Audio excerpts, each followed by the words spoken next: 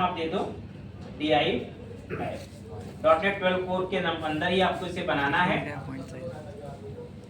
मैंने यहाँ पर एक DI ऐप नाम से प्रोजेक्ट बनाया है। इसमें डेटाबेस कनेक्टिविटी अभी हम नहीं करने वाले हैं, बिना डेटाबेस कनेक्टिविटी के एग्जांपल करेंगे, ठीक है।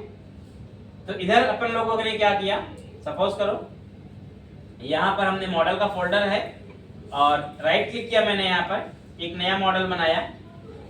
इस मॉडल का नाम मैं कोई भी दे सकता हूँ, बट मैंने यहाँ पर दिया मान लो कस्टमर, ठीक है। और एक कस्टमर मॉडल के अंदर क्या करते हैं, 2-3 प्रॉपर्टी बना देते हैं। तो कस्टमर का एक आईडी बना दें, नेम बना देते हैं, ईमेल बना देते हैं और एक और ले लो चाहे तो एड्रेस, ठीक है। ये 3-4 प्रॉपर्टी बना दिए मैंने। अभी के लिए मैं इसमें कुछ भी नहीं कर रहा हूँ, अभी के लिए मैं एक बहुत सिंपल सा काम करने जा रहा हूँ। मॉडल मेरा बन गया, यहाँ पर मैं एक और फोल्डर बनाऊंगा। ये फोल्डर मेरा क्या रहेगा, फोल्डर का नाम दे देते हैं, मान लो ये मेरा बनेगा सर्विसेज। ये सर्विसेज या सर्विस नाम से फोल्डर बना दिया मैंने। और इस सर्विस फोल्डर के अंदर मैं क्या करूंगा, एक नई क्लास बनाऊंगा, तो कस्टमर सर्विस, ठीक है। और इस कस्टमर सर्विस के अंदर क्या करना है, सिंपली एक कंस्ट्रक्टर बना लेते हैं और इसके अंदर हम केवल 2-3 रिकॉर्ड सेट करते हैं, किसका, कस्टमर का, और उसको पेज पे डिस्प्ले करा देते हैं, पेज पे डिस्प्ले करा देते हैं। और वहीं पर कस्टमर को हम बेसिकली ऐड भी करते हैं, छोटा सा फॉर्म बना, ठीक है। तो क्विक ऑपरेशन है, आप देख रहे हैं इसमें। अभी मैं सैंपल बना रहा हूँ कि कैसे हम DI को समझेंगे। अभी सैंपल बना रहा हूँ, DI नहीं बता रहा, मैं सैंपल प्रोजेक्ट बना रहा हूँ, ठीक है। तो यहाँ पर क्या करते हैं, एक लेते हैं पब्लिक,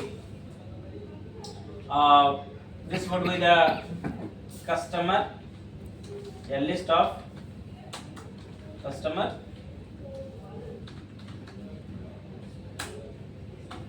और इसका नाम दे देते हैं कस्टमर्स, ठीक है। और यहाँ पर सिमिलरली इसके अंदर आप क्या करेंगे, कस्टमर्स डॉट न्यू लिस्ट, और इसके अंदर आप ऐड कर लो न्यू कस्टमर। सपोज करो 1-2 कस्टमर या 3 कस्टमर का डेटा ऐड कर लेते हैं। तो आईडी क्या करते हैं यहाँ पर 1, name Amit, email amit@gmail.com and address should be there, ठीक है। ये कस्टमर का डेटा हो गया। सिमिलरली आप क्या करिए, यहाँ पर 2-3 बना लीजिए, 3 बना देते, 2 and 3,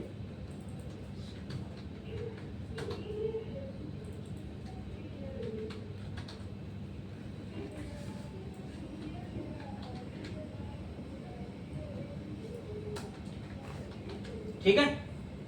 ये 2-3 कस्टमर का डेटा मैंने बना दिया। सेमीकोलन हटा देंगे, यहाँ से कॉमा रहेगा, ठीक है। ये मैंने बनाया यहाँ पर 2-3 कस्टमर। अब क्या करेंगे, यहाँ पर हम लोग 2 मेथड बना लेते हैं। सिंपली पब्लिक एक बनाएंगे list of customers and then call the method name is get customers. और ये मेथड क्या करेगा हमारा, ये मेथड कुछ नहीं करेगा, केवल रिटर्न करेगा, रिटर्न कस्टमर्स, कस्टमर को रिटर्न करेगा। एक और बनाएंगे public void, that means add customer and the get the I mean add the customer, take the customer, and क्या है यहाँ पर आपके पास, कस्टमर्स डॉट ऐड। क्या करते हैं इसके अंदर हम कस्टमर को, तो 2 मेथड आपने बनाया यहाँ पर। एक क्या कर रहा है, गेट कर रहा है, और एक मेथड क्या कर रहा है यहाँ पर, ऐड कर रहा है, यही कर रहा है यहाँ पे। तो बस ये आपकी सर्विस हो गई। मतलब सर्विस में अभी हमने डेटाबेस सेलेक्ट नहीं किया था, इसलिए हमने हार्डकोड डेटा यहाँ पर तैयार कर लिया है, 3 रिकॉर्ड, और हमने एक गेट का बना दिया और एक यहाँ पर पोस्ट का, यानी कि 2 मेथड बना दिए। अब एक काम करते हैं, कंट्रोलर बना लेते हैं, राइट क्लिक ऐड करते हैं एक नया कंट्रोलर, ठीक है। और इस कंट्रोलर में क्या करेंगे, इस कंट्रोलर में हम लोग इसका नाम दे देते हैं कस्टमर कंट्रोलर, और सबसे पहले यहाँ पर गेट कस्टमर्स,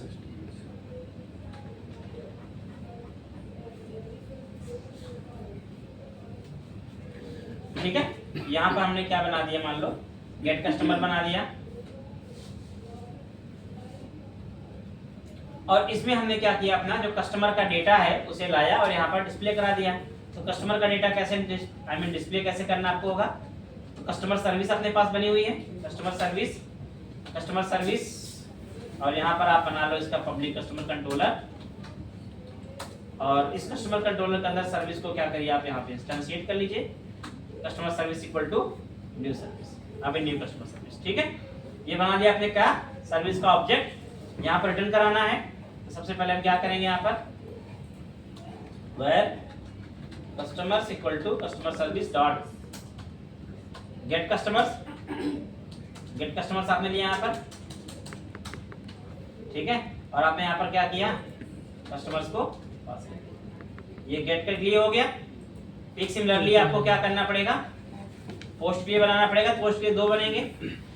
यहाँ पर आपने कहा एक पोस्ट कस्टमर, ये भी क्या बन गया, पोस्ट कस्टमर। पोस्ट कस्टमर में क्या करना है, कस्टमर का डेटा लेना है, कस्टमर, ये क्या बन जाएगा, HTTP पोस्ट। ठीक है, ध्यान से इसको देखते रहना, समझते रहना। और यहाँ पर पोस्ट होगा, ये सब तो काम होना नहीं यहाँ पर है। यहाँ सिंपली क्या होगा, ऐड कस्टमर कॉल हो जाएगा, इसमें क्या पास हो जाएगा अपना। ठीक है, और रिटर्न क्या करेंगे हम, ऐड करने के बाद रिडायरेक्ट टू कहाँ भेज देंगे इसको, रिडायरेक्ट टू एक्शन। किस एक्शन पे जाएगा ये, गेट कस्टमर। भाई ऐड करके वहीं भेजेंगे ना इसको। ठीक है, और ये इस पे पोस्ट कस्टमर पे तो हमें कुछ इधर करना नहीं है, केवल सिंपल व्यू रिटर्न कराना होगा, यही होगा। गेट कस्टमर का एक बार क्या करते हैं, व्यू बना लेते हैं, ऐड व्यू, रेजर व्यू, और इसमें हम इसका नाम दे देते हैं गेट कस्टमर। ठीक है, और यहाँ पर अपना सबसे पहले कस्टमर का डेटा डिस्प्ले करा देते हैं टेबल में। ठीक है, तो @model IEnumerable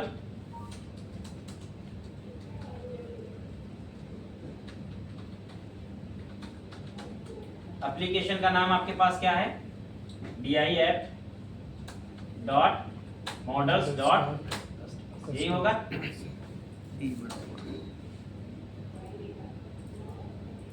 देन एक तो एंकर बना दो यहाँ पर आप ऐड कस्टमर के लिए, यहीं से जाएगा SP एक्शन, ME होगा तो इसमें MERA ENUM IEnum, ये क्या है, ऐड या पोस्ट कस्टमर है। ठीक है, और इधर अपना टेबल में आपको जो भी लगाना हो, जैसा लगाना हो करना कर लो, बहुत ज्यादा मैं इस पे नहीं जाऊंगा। टी हेड TD लगा दो यहाँ पर, एक तो कस्टमर का ID, name, address, Gmail, email और एड्रेस, ID, TR नहीं लगाया आपने, यस सर, तो ये सब TR के अंदर रहेगा। Name, email and finally address. ठीक है, इधर अपना टी बॉडी बन जाएगा। टी बॉडी के अंदर क्या होगा, फॉर ईच चल जाएगा ये, where see in model, and model से जो डेटा आएगा TR TD @c.id, और इस तरह से आपने सारा डेटा यहाँ पर नेम, ईमेल और, ठीक है, डेटा हो गया आपके पास बाइंड। अब पोस्ट कस्टमर को इम्प्लीमेंट कर लें। पोस्ट कस्टमर में क्या बनेगा, फॉर्म बनेगा एक, राइट क्लिक करो, इसका व्यू ऐड करो। तो यहाँ पर आप एक व्यू ऐड करेंगे, मैं एक बार वैसे ही ऐड कर लेता हूँ। इसका टेम्पलेट यूज करेंगे, क्रिएट का template, post customer required model, कौन सा मॉडल चाहिए यहाँ पर, कस्टमर ऐड।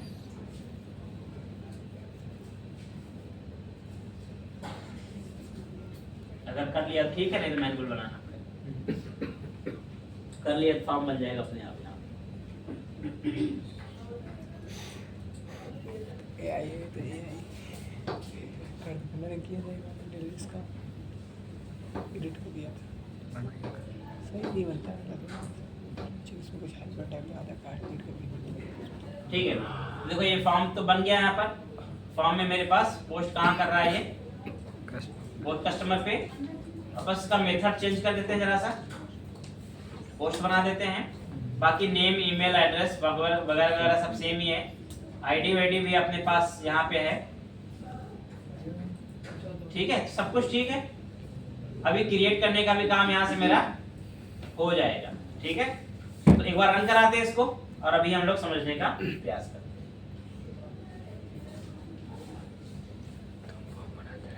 अब चाहे तो आप इसका रूट भी लगा सकते थे। यहाँ पर इसका डिफॉल्ट रूट ही मैं क्या करता हूँ, कस्टमर कर देता हूँ कस्टमर और एक्शन गेट कस्टमर ताकि डिफॉल्ट ये वही जाए।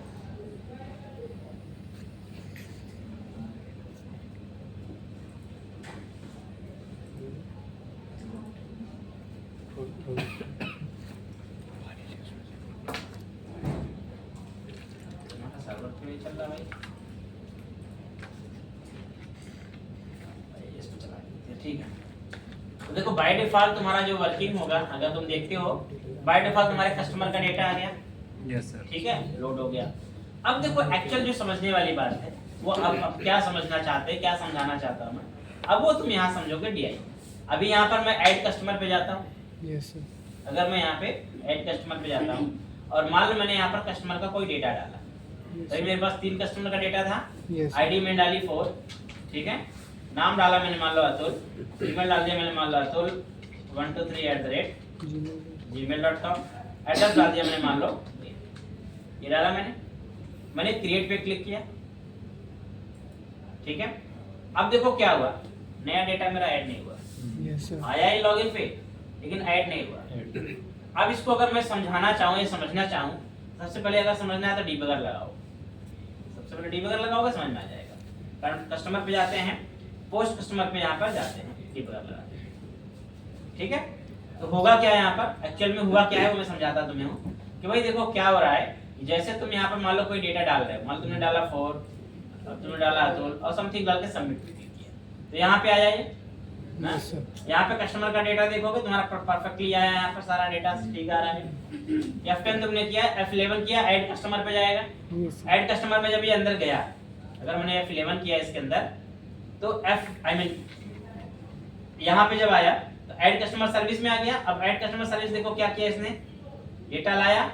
अब ये कस्टमर में ऑलरेडी रिकॉर्ड कितने थे, 3। एक नया रिकॉर्ड देखो ऐड हुआ तो कितना हो गया अभी कस्टमर में, 4।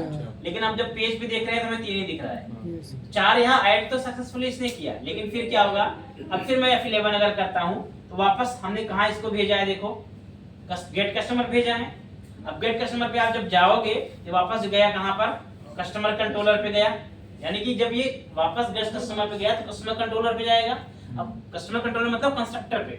अब कंस्ट्रक्टर कॉल होगा तो कंस्ट्रक्टर जैसे ही कॉल होगा तो उसके अंदर की चीजें भी कॉल होंगी। तो अंदर क्या लिखा हुआ आपने है, सर्विस को इंस्टेंशिएट किया हुआ है। यानी आपकी जो सर्विस है, मतलब अभी जो इंस्टेंस था उसमें 4 रिकॉर्ड था, लेकिन अभी आपकी सर्विस में क्या हो गया, 3। सर्विस जब आपकी दोबारा इंस्टेंशिएट होगी तो नया ऑब्जेक्ट बनेगा। आपको पता है कि जब क्लास का नया इंस्टेंस बनता है तो सब चीज रीसेट हो जाती है, नया मेमोरी रिकॉर्ड हो जाता है। तो ये क्या करेगा, फिर से जाएगा सर्विस का, फिर से कंस्ट्रक्टर कॉल कर देगा, और जब कंस्ट्रक्टर कॉल कर देगा तो क्या हो जाएगा, डेटा वापस रीसेट, क्योंकि प्रॉपर्टी वापस रीसेट हो गई, नल हो गया देखो यहाँ पर, और वापस से 3 रिकॉर्ड हो गए। मतलब वो वाला ऑब्जेक्ट अलग हो गया, अब ये नया ऑब्जेक्ट बन गया। एवरी टाइम ये क्या कर रहा है, एवरी टाइम अपने सर्विस का एक नया इंस्टेंस क्रिएट कर रहा है। तो अगर आप सोचो तो यहाँ पर आप जितनी बार आप इस कंट्रोलर को एक्सेस करोगे या इस सर्विस को एक्सेस करोगे स्पेशली, हर बार क्या होगा, आपकी सर्विस का एक नया ऑब्जेक्ट बनेगा एवरी टाइम। ठीक है, तो अब इससे बेसिकली इसके अपने फायदे हैं, नुकसान हैं। इसके नुकसान सबसे पहली चीज तो क्या है, इसका नुकसान ये है कि आपका मेमोरी कंजप्शन बहुत ज्यादा होगा। अगर मान लो मैं कोई सिमिलर वर्क कर रहा हूँ, कोई एक ऐसा काम कर रहा हूँ, अब 10,000 यूजर एक ही सर्विस को एक्सेस कर रहे हैं एक बार में, तो 10,000 इंस्टेंस बन गया सर्वर पे। जबकि अगर मेरे पास ऐसा कॉमन सा वर्क है तो मैं उसको एक इंस्टेंस से भी मैनेज कर सकता हूँ। ठीक है। तो अब यहाँ पर एक्चुअल में क्या है कि ये एक प्रॉब्लम है जो हम नॉर्मल वर्किंग में फेस करते हैं। अब इसी प्रॉब्लम को सॉल्व कौन करेगा? मेरा DI, dependency injection. So dependency injection is nothing but just to solve your coding problem. Design pattern है ना, डिजाइन पैटर्न क्या करता है? यही काम करता है कि आपका कोडिंग में जो एग्जीक्यूशन प्रॉब्लम है उसको सॉल्व करेगा, उसको ठीक करेगा। ठीक है, इतना समझ में आ गया आपको? ठीक है। क्यों आपका डाटा रीसेट हो रहा है, ऐड नहीं हो रहा है, ये भी समझ में आ रहा है? Yes sir. अब इसे ठीक करते हैं। अब इस पे हम सिंगलटन अप्लाई करते हैं, बाकी सर्विस अप्लाई करते हैं और देखते हैं कैसे इसको हम यूज कर पाएंगे। ठीक है, तो अभी फिलहाल हम MVC का जो ASP.NET Core का इनबिल्ट DI है, डिपेंडेंसी इंजेक्शन है, उसको हम यूज करने जा रहे हैं। ठीक है, तो कैसे यूज करोगे, उसका यूज करने का तरीका क्या है समझो। देखो, जब कभी भी आप डिपेंडेंसी यूज करने, इंजेक्शन यूज करने की बात करते हैं तो आप बोलते हैं लूज कपलिंग अचीव करेंगे। लूज कपलिंग अचीव करने के लिए आपको हमेशा इंटरफेस बनाना पड़ता है। ठीक है, हमेशा आपको क्या करना होगा? इंटरफेस बनाना पड़ेगा। एक बात ध्यान रखना, जो कॉन्सेप्ट है, थ्योरेटिकल कॉन्सेप्ट है तुम्हारा सॉलिड प्रिंसिपल, कैसे जरूर पढ़ना। सॉलिड प्रिंसिपल इंटरव्यू में पूछते हैं। ठीक है, सॉलिड प्रिंसिपल के 5 प्रिंसिपल होते हैं। ठीक है, 5 प्रिंसिपल होते हैं। पांचों प्रिंसिपल तुम्हें पता होने चाहिए, मतलब उनका पता होना चाहिए सॉलिड प्रिंसिपल के पांचों का। यानी कि S मतलब कुछ और है, O मतलब कुछ और है, ठीक है, L मतलब कुछ और है, I मतलब कुछ और है और D मतलब कुछ और है। ठीक है, तो सॉलिड प्रिंसिपल को अच्छे से थ्योरेटिकल पढ़ लेना, नोट कर लेना।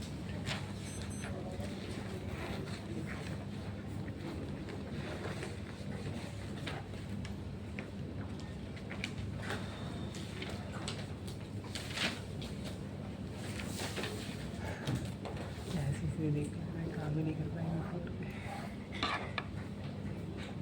जिस तरह से काम किया सर ने स्पीड में, एक प्रोजेक्ट डाटा में 5 दिन बाद सर अभी एरर आ रही। अब DI यूज करने के लिए देखो, सबसे पहले जैसे मैंने बताया कि आपको इंटरफेस बनाना पड़ेगा क्योंकि आप क्लोज कपलिंग अचीव करने जा रहे हो।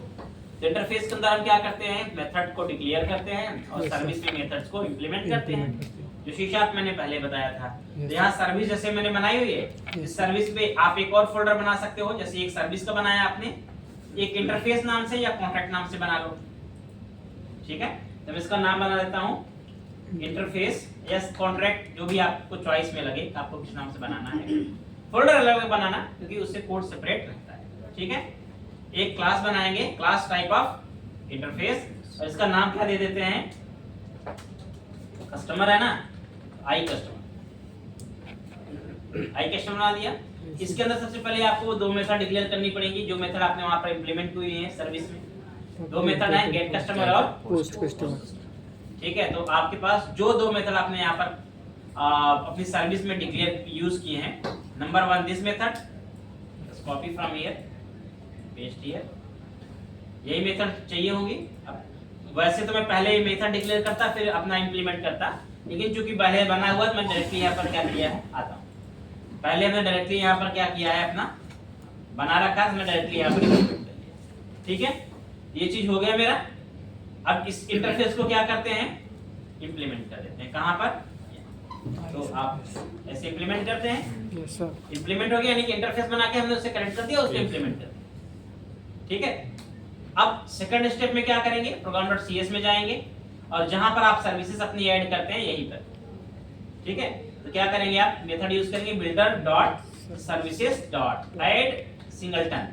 यहां पर आप यूज कर सकते हैं 3 वैसे, add singleton, add transient and add scope। add scope देखो एक मिल रहा है, एक सिंगलटन मिल रहा है और एक add transient भी मिलता है आपको यहाँ पर। कहीं पर add transient भी होगा, तो अगर मैं यहाँ पर add transient करूँ तो देखो add transient मिलेगा। 3 तरह के सर्विस इंजेक्शन हमारे पास होते हैं। ठीक है, ये जो प्रोसेस है ये हम क्या कर रहे हैं, इस स्टेप में हम कर रहे हैं अपनी जो सर्विस है वो हम DI कंटेनर को प्रोवाइड कर रहे हैं, या कह लो कि DI कंटेनर में रजिस्टर कर रहे हैं। It's a way to register your service in DI container. ठीक है, so now I am adding using the add singleton। एंड add singleton में हम क्या करते हैं, यहाँ 2 चीजें पास करते हैं। First is my interface, which is my interface, okay, it's I customer, and second one is the customer service। यानी कि सर्विस का नाम। सो कौन सा इंटरफेस किस सर्विस के साथ कनेक्ट कर रहा है ये आप यहाँ पर मेंशन कर देंगे। Which interface is connected by which service? ठीक है। So step second हो गया and this is called the register your service in DI container. This step is called register your service in DI container. Okay? So अब ये service मैंने अपनी जो customer service थी हमने क्या किया DI कंटेनर को दे दिया। अब ये वो मैनेज करेगा, मैं नहीं मैनेज करूंगा। ठीक है।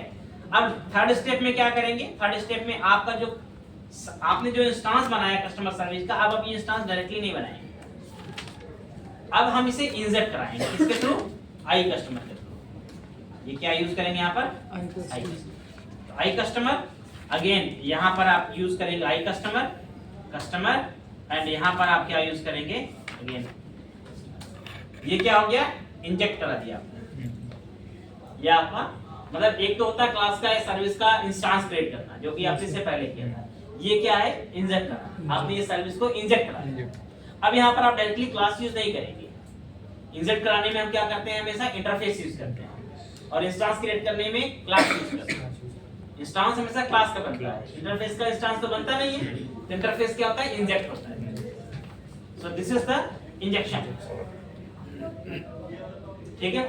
ये 3 स्टेप आपने लिए अपने कोड को डिपेंडेंसी इंजेक्शन में कन्वर्ट करने के लिए। डीआई में कन्वर्ट कर दिया आपने कोड अपना।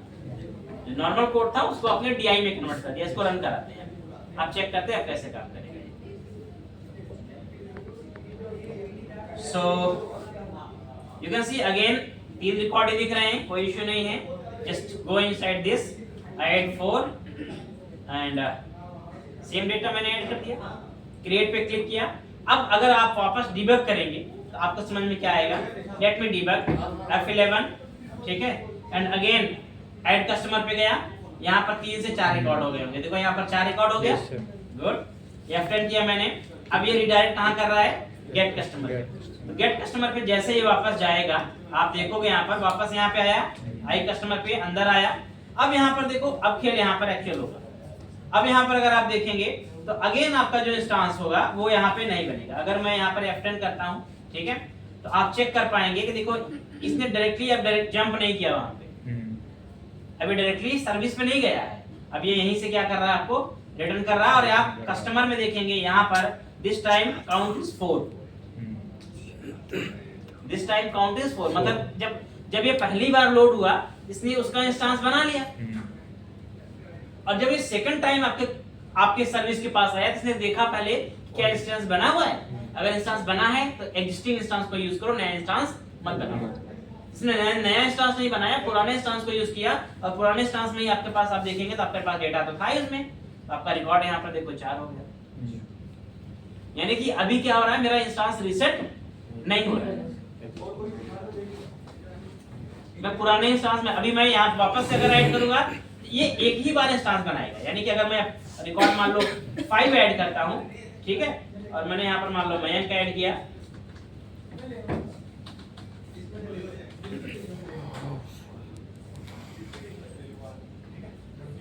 अगेन आप चेक करोगे तो आपका पास वही काम करेगा। ये यहाँ पर अगेन आपका ये वही काम कर रहा है। अगर मैं यहाँ पर आपको दिखाऊं तो यहाँ पर देखो अगेन ये इंस्टेंस नहीं बना रहा है, ये यहीं से रिटर्न कर दे रहा है। अगर ये इंस्टेंस बनाता तो अंदर घुसता, यहाँ तक जाता, यहाँ जाता है, लेकिन यहाँ पर केवल फर्स्ट टाइम जाएगा।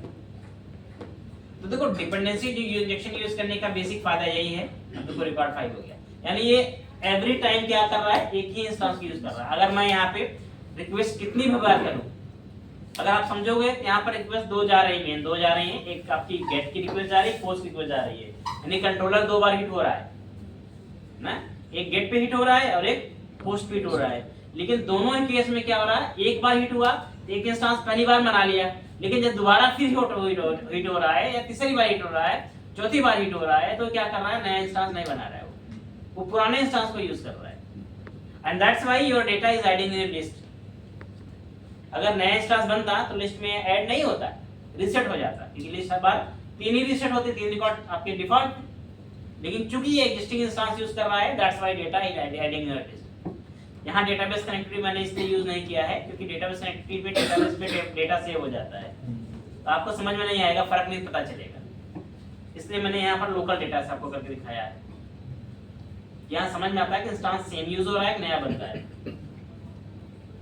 ठीक है, तो अगर लोकल डेटा से करोगे तो समझ में आएगा, डेटाबेस कनेक्ट करोगे तो काम तो करेगा 100%, लेकिन आपको एक्चुअल मीनिंग उसका समझ नहीं आएगा, काम कैसे कर पाएगा।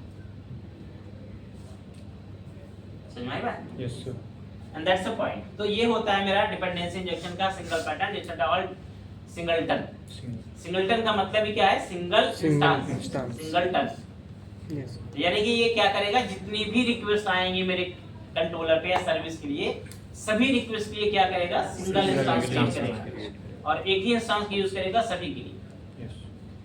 ठीक है, इट मींस कि अगर आपके पास कुछ ऐसा डेटा, ऐसा कुछ कंसर्न है, मान लो कोई गेट का डेटा है, कोई गेट है, ठीक है, जैसे मान लो मेरे पास एक सर्विस है जिसमें मैं मान लो कोई मैसेज का टेम्पलेट रेंडर करा रहा हूं, उसमें कोई भी कॉल करेगा मैसेज का एक टेम्पलेट उसे मिल जाएगा, ठीक है, या कोई मान लो कॉन्फ़िगरेशन पहले से बनी हुई मेरी वो मिल जाएगा। तो अब अगर मान लो कोई ऐसा डेटा है जो सभी यूजर के लिए सेम है, तो मैं उसको बार-बार इंस्टेंशिएट सर्विस को क्यों कराऊंगा? ठीक है, तो बार-बार इंस्टेंशिएट कराने से बचना है, सिंगलटन यूज कर लो। पहली बार रिक्वेस्ट आएगी, एक इंस्टेंस बना लेगा, अगली बार रिक्वेस्ट आएगी, उसी इंस्टेंस को यूज कर लेगा, और फिर कितनी भी रिक्वेस्ट आए सेम इंस्टेंस को यूज करता रहेगा। मल्टीपल इंस्टेंस नहीं बनेंगे, सर्वर पर लोड नहीं बढ़ेगा, एप्लीकेशन की परफॉर्मेंस बनी रहेगी। ठीक है, अब ये सब चीजें देखो थोड़ी सी एक्चुअल में हाई लेवल की हैं कि अगर आपके पास ऐसा प्रोजेक्ट नहीं है, कोड कॉम्प्लेक्स नहीं है, या प्रोजेक्ट आपका पब्लिक डोमेन पे नहीं है जहां पर बहुत ज्यादा यूजर आते हो, ये बहुत फर्क नहीं पड़ता है। जहां पर प्रोजेक्ट आपके पब्लिक डोमेन पे होते हैं, एक साथ बहुत सारे यूजर होते हैं, वहां पर इन सब चीजों का फर्क पता होता है। अगर बिजनेस एप्लीकेशन है, लिमिटेड यूजर हैं, ऑथराइज्ड यूजर यूज कर रहे हैं, बहुत फर्क नहीं पता चलेगा, क्योंकि उस टाइम सर्वर आपका हैंडल कर लेता है। अब क्या होता है कि जब आपके सिस्टम पे एक बार में या एक टाइम पे लाखों रिक्वेस्ट आती है, और मान लो कोई ई कॉमर्स की एप्लीकेशन है, अमेजॉन ले लो, फ्लिपकार्ट ले लो, अमेजॉन फ्लिपकार्ट पे एक टाइम पे कितनी रिक्वेस्ट जाती है? लाखों करोड़ों में रिक्वेस्ट जाती हैं, सेल वगैरह चलती है तो करोड़ों की रिक्वेस्ट जाती हैं। तो अब वो नहीं मैनेज करेंगे तो दिक्कत है, उन्हें मैनेज करना पड़ेगा, वो नहीं मैनेज करेंगे उनका सर्वर डाउन हो जाएगा, सर्वर डंप हो जाएगा। आप कोई नॉर्मल एप्लीकेशन है, मान लो चेतु की एप्लीकेशन कोई है जो यहाँ के एम्प्लॉय को यूज करते हैं, कितने एम्प्लॉय होंगे भाई? कितने एम्प्लॉय होंगे? वो भाई मान लो एचआर टीम यूज कर रही है, एचआर टीम 50-60 एम्प्लॉय, 100 एम्प्लॉय ले लो, तो 100 एम्प्लॉय यूज करेंगे क्या फर्क पड़ता है उससे, कितना डाउन हो जाएगा? तो इनके लिए नहीं है, that dependency injection is good thing, but not for every application, not for everywhere. हर जगह हर एप्लीकेशन के लिए ठीक नहीं है, ठीक है, बट हर जगह के लिए नहीं। आपको नीड समझनी होगी कि आपकी नीड क्या है, क्या उसमें एक्चुअल में डीआई की नीड है, आप इंप्लीमेंट करो, नहीं नीड है मत इंप्लीमेंट करो। समझ में? और इंपॉर्टेंट चीज ये है कि आप ये जो सर्विस को इंजेक्ट कराते हैं program.cs के अंदर रजिस्टर कर रहे हैं, यहाँ पर हम 3 मेथड यूज करते हैं। इसी से बिहेवियर, हमने कंटेनर को जैसे ही रजिस्टर करेंगे, बाकी चीजें सेम रहेंगी, जैसे रजिस्टर करेंगे वैसे उसका बिहेवियर बदल जाएगा। अगर हमने सिंगलटन यूज किया हुआ है, सिंगलटन में क्या मतलब उसका है कि एवरी यूजर या एवरी रिक्वेस्ट के लिए केवल क्या होगा, एक इंस्टेंस में। अगर मैंने इसकी जगह पे सिंगलटन जगह पे एक दूसरा होता है स्कोप, ऐड स्कोप, ठीक है, ऐड स्कोप मतलब ये है, अगर मैं यहाँ पर करूं ये ऐड, तो ऐड स्कोप भी आपका सेम काम करेगा, लेकिन ऐड स्कोप का बिहेवियर अलग है। इसका बिहेवियर क्या है? इसका बिहेवियर ये होता है कि अगर सेम सर्विस की रिक्वेस्ट सेम स्कोप से आ रही है, मतलब आपने मान लो कोई एक्स सर्विस है और कोई ए यूजर है, तो ए यूजर अगर एक्स सर्विस की 2 बार रिक्वेस्ट करता है, तब तो ये क्या करेगा, सिंगल इंस्टेंस बना के देगा। लेकिन अगर यूजर चेंज हो गया तो दोबारा इंस्टेंस, यानी कि एक वाई यूजर एक्स इस सर्विस की रिक्वेस्ट कर रहा है या एक बी यूजर रिक्वेस्ट कर रहा है, तो बी के लिए हमेशा क्या होगा, एक नया इंस्टेंस बनेगा। यानी स्कोप वाइज क्या होता है, इंस्टेंस बदल जाता है। सेम स्कोप से अगर रिक्वेस्ट आएगी तो सेम इंस्टेंस यूज होगा, लेकिन इसका स्कोप चेंज हो गया तो इंस्टेंस भी चेंज हो जाएगा। ठीक है। Yes, sir. तीसरा हमारे पास होता है इसमें ऐड ट्रांजिएंट। एक और लास्ट होता है क्या, ऐड ट्रांजिएंट। तो ऐड ट्रांजिएंट का बिहेवियर थोड़ा सा और अलग हो गया। इसका बिहेवियर क्या है, every time new instance, every request पे नया इंस्टेंस बनाएगा। ये एग्जिस्टिंग इंस्टेंस को नहीं यूज करता है, every time new instance. Most of अगर डेटाबेस कनेक्टिविटी आपका है, डेटाबेस ऑपरेशंस वगैरह हैं, और अगर अलग अलग यूजर के लिए अलग अलग डेटा है, अलग अलग रिसोर्सेज है, तो आप इसको प्रेफर कर सकते हैं। फिर जब हर बार नया इंस्टेंस बन रहा है तो फिर फर्क क्या रहा है इसमें? हाँ, फर्क रहा ना, हम सबका नया इंस्टेंस थोड़ी बनाएंगे एक यूजर होगा। भाई। मेरे पास मान लो एक x सर्विस है, एक y है। अब x का मुझे मान लो डेटा x का मुझे पता है कि x का डेटा हर बार बदल जाएगा, तो मैं सिंगलटन नहीं यूज कर सकता उसके लिए, क्योंकि एवरी टाइम डेटा अलग अलग चाहिए मुझे। तो हाँ, तो ट्रांजिएंट मुझे चाहिए ताकि हर बार मेरी सर्विस रिफ्रेश हो। ठीक है। और अगर मुझे ये लगता है कि यार मुझे सेम डेटा रिपीट करना है, सेम डेटा रेंडर कराना है, तो सिंगलटन में यूज करूंगा। तो दो सर्विस मेरे पास है, तो दोनों में अलग अलग डील कर सकता हूँ। Yes sir. तो अब हमेशा ऐसा होता है प्रोजेक्ट के अंदर कि हमें सर्विस, हमारी जो सर्विस होती है उसके हिसाब से मुझे ये इंजेक्शन करने पड़ते हैं। हमारी सर्विस कैसे चलने वाली है। अब यहाँ पर आपको बहुत सावधानी रखनी है। अगर आपने गलत रजिस्टर कर दिया किसी सर्विस को, तो आपका एरर आने लगेगा, प्रोडक्शन में एरर आ जाएगा या रन टाइम एरर आ जाएगा, एरर आएगा। गलत रजिस्टर कर दिया आपने तो, क्योंकि रजिस्टर करते समय आपको बिल्कुल ध्यान रखना है, क्योंकि रजिस्टर करने से उसका बिहेवियर डिसाइड होगा। और रजिस्टर आपने गलत कर दिया तो गलत डील करने लगेगा, गलत बिहेव करने लगेगा, गलत आपको। भाई आप जहां सिंगलटन की जरूरत है वहां सिंगलटन यूज करो, नो इशू। लेकिन अगर जहां ट्रांजिएंट की जरूरत है वहां सिंगलटन मत यूज करो। अब अगर करोगे तो रन टाइम में एरर आ जाएगा। समझ में? अब जैसे आपने कहा कि भाई जैसे मान लो मैं कहूं मैं कस्टमर का डेटा अपडेट कर रहा हूं डेटाबेस में। अब अपडेट के टाइम पे भाई मान लो दो यूजर अगर अपडेट करेंगे डेटा को दो बार में, तो अलग अलग डेटा अपडेट करेंगे। हाँ? और आपने कहा कि हम सिंगलटन यूज करेंगे, सिंगल इंस्टेंस यूज करेंगे। तो सिंगल इंस्टेंस मतलब एक ही इंस्टेंस के अंदर दो अपडेट कैसे चल सकते हैं? एक मेमोरी में दो अपडेट कैसे चल सकता है? नहीं चलने देगा, आपका रन टाइम एरर दे देगा। वहां ट्रांजिएंट यूज करना पड़ेगा आपको। अगर गेट कोई डेटा मैं कर रहा हूं कि मुझे केवल गेट करना है और सेम डेटा सबको देना है, सिंगलटन यूज करूंगा, मैं ट्रांजिएंट यूज करने की जरूरत नहीं है। तो ये चीज हमें समझनी होती है, हमें कौन सी सर्विस कहां पर रजिस्टर करनी है, किसके लिए क्या रजिस्टर करना है, रिक्वायरमेंट के हिसाब से करना है। और अगर आप बिल्कुल फ्री रहना चाहते हो तो आप ट्रांजिएंट को फॉलो करो। हालांकि ट्रांजिएंट से बेनिफिट आपको ज्यादा नहीं मिल पाएगा, लेकिन ये बिल्कुल फ्री, इसमें कभी एरर नहीं आती है, क्योंकि सबके लिए नए अलग अलग इंस्टेंस है, कोई दिक्कत है ही नहीं, सब सेपरेट मेमोरी में डील होंगे। तो शुरुआत में हम ऐसा करते हैं बहुत सारे केस में, कि हम बहुत शुरुआत में ऐसा करते हैं कि शुरुआत में सबको ट्रांजिएंट बनाते हैं, और बाद में जब हम ये देख लेते हैं कि हमारी सर्विस कैसी रिक्वायरमेंट है, कैसा डेटा किसका है, तो उसके हिसाब से उसको हम जिसको जिसमें चेंज करना होता है फिर चेंज कर देते हैं। अगर किसी को स्कोप में डाला स्कोप में डाल दिया, किसी को सिंगलटन डाला सिंगलटन डाल दिया। तो मतलब ये it's part of application optimisation, ये ऑप्टिमाइजेशन का फिर पार्ट हो जाता है। फिर वहां पर हम उसको ऑप्टिमाइज कर लेते हैं। पहले बना लिया, कोड चलने लगा, सब कुछ फंक्शनैलिटी वर्किंग में आ गई, फिर उसको ऑप्टिमाइज करते समय मैंने क्या किया, चेंज कर दिया सर्विसेज। लेकिन होते तीन है, ये बात है, singleton, scope and transient. And this is whole and soul of dependency injection. इसी को हम बोलते हैं डिपेंडेंसी इंजेक्शन। तो डिपेंडेंसी इंजेक्शन की दो चीजें, तो प्रैक्टिकल इसका पार्ट हो गया, एक तो इसकी थ्योरी हो गई जो तुम्हें सॉलिड प्रिंसिपल से जोड़नी पड़ेगी। सॉलिड प्रिंसिपल में जो उसका लास्ट डी है, सॉलिड का डी फॉर डिपेंडेंसी इंजेक्शन। तो ये जो डिपेंडेंसी इंजेक्शन है ये क्या है आपका सॉलिड प्रिंसिपल का लास्ट वाला पार्ट है ये। ठीक है। उसके अलावा जो बाकी पार्ट, बाकी चार और पार्ट है उसके हैं, वो भी तुम्हारी यही कॉन्सेप्ट है। समझ में आएगा? तो सॉलिड प्रिंसिपल में अच्छे से पढ़ लेना। सॉलिड प्रिंसिपल में 5 प्रिंसिपल होते हैं। क्या क्या होता है? सबसे पहला S for single responsibility principle. S for single responsibility principle मतलब हर ऑब्जेक्ट की अलग अलग रिस्पांसिबिलिटी होनी चाहिए।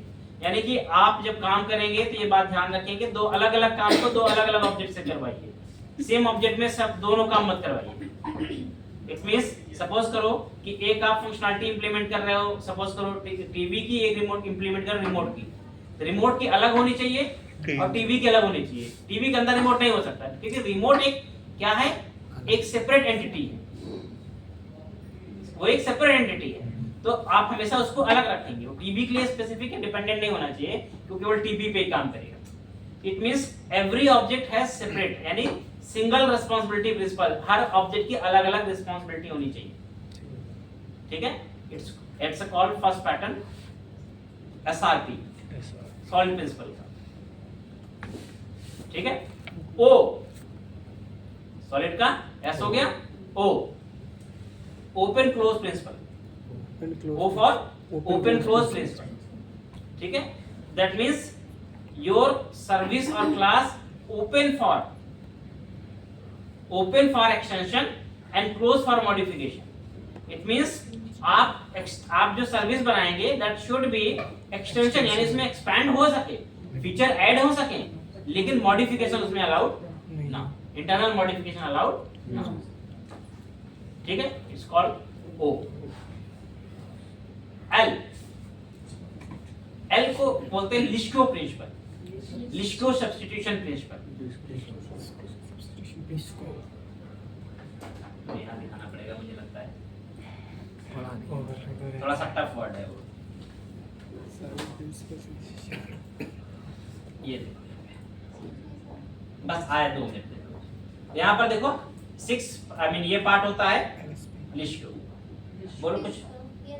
Actually, I want to leave for the day. I have done 5 programs and rest I will email you. Okay, no sure. Okay, listen. Your class tomorrow will be scheduled at 4 o'clock. 4 o'clock in the afternoon. Yes. Sure, sir. Thank you so much. Okay, देखो ये होता है Liskov, L for Liskov substitution principle, LSP। ठीक है, I for interface segregation principle and D for dependency inversion principle। ये 5 principal तुम्हारे होते हैं। ठीक है, so what about the LISCO? LISCO means what? Let's understand. LISCO substitution principle states you should be able to use any derived class instead of a parent class and have to behave the same manner without modification.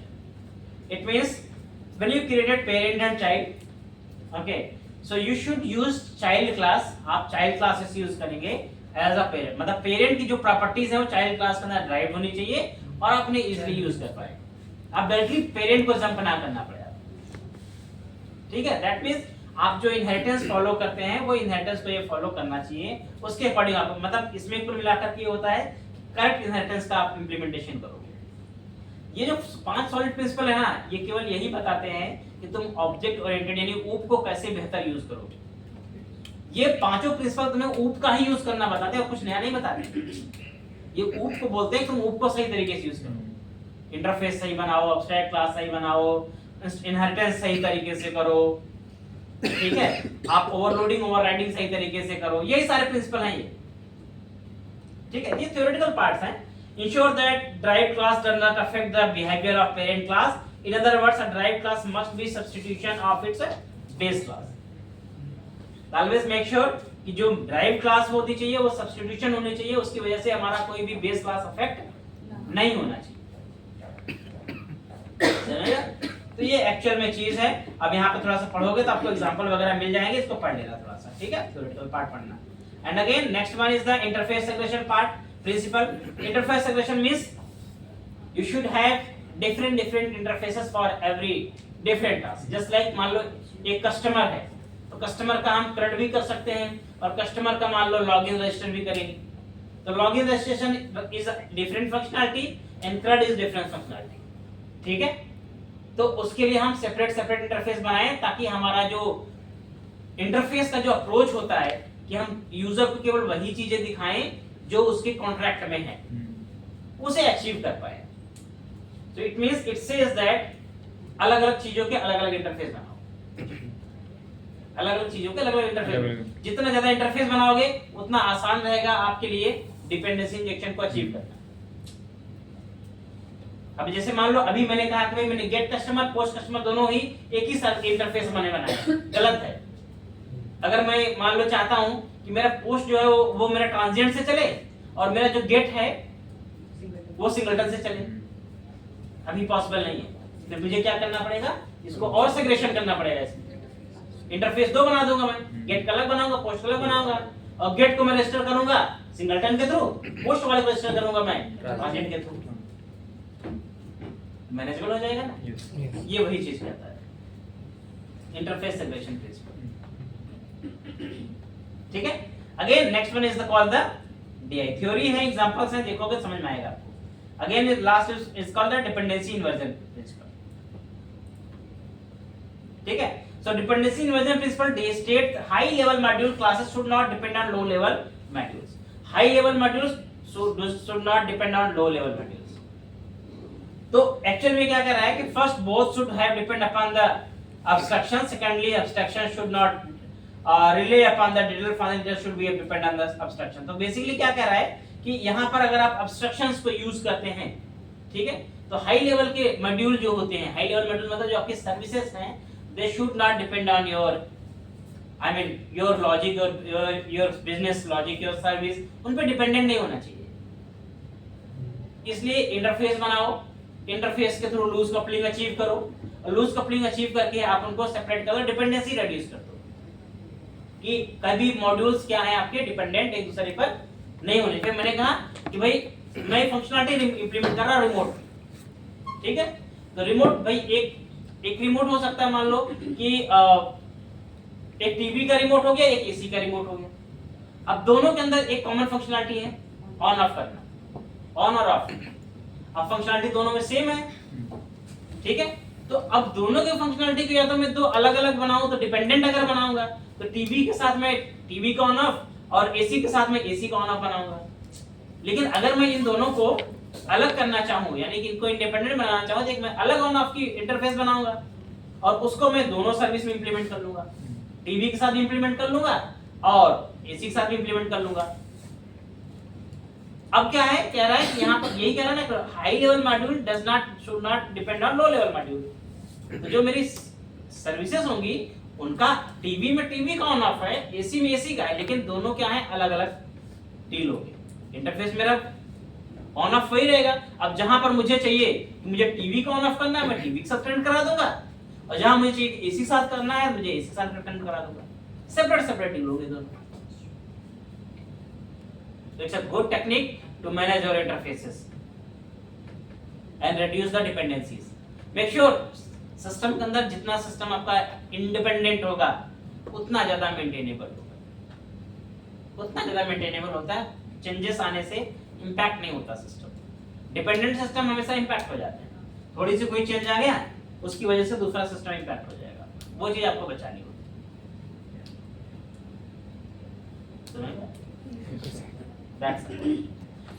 तो यही आपका solid principal है। इसको theoretical एक बार फिर से पढ़ लेना, थ्योरेटिकल पार्ट समझ लेना इसके, और इसके साथ में डीआई इंप्लीमेंट कर लिया है, अपना डिपेंडेंसी इंजेक्शन इंप्लीमेंट कर लिया है।